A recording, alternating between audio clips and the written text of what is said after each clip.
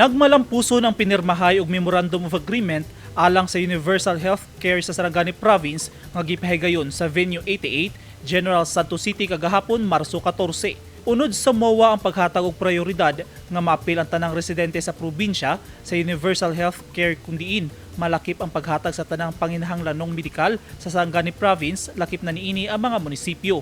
Hugot ang pagsuporta sa paghatag prioridad sa health and medical services sa katawhan hilabi na sa Alabel.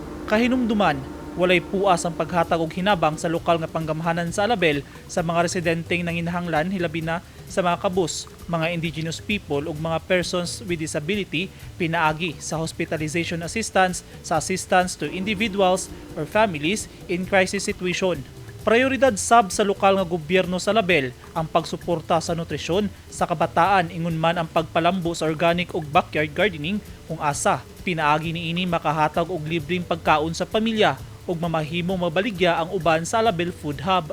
Niadtong Pebrero 2019, gipirmahan ni Presidente Rodrigo Duterte ang Universal Health Care Bill nga nahimong balaod nga nagdala sa dakong mga reforma sa sektor sa panglawas sa Pilipinas. Apil sa mga mahinungdanong bahin sa UHC law ang expansion of the population, serbisyo ug financial coverage pinaagi sa hanay sa mga kausaban sa health system. Kuyog niini ang usa ka giplanong paradigm shift to primary care nga mao ang sentro sa tanang health reforms ubos sa UHC. Gigarantiyahan og patas nga pag-akses sa dekalidad ug barato nga mga produkto ug serbisyo sa pag-atiman sa panglawas ug gipanalipdan batok sa financial risk ang tanang Pilipino ubos sa UHC.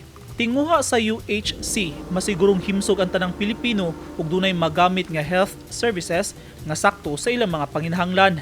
Ang aktibidad gitambungan sa mga opisyal sa lokal nga panggamanan sa Label, mga personahe gikan sa Department of Health Region 12 ug mga personahe sa Provincial Health Office. Eugene Hinutan, Newsline Philippines. Stay safe!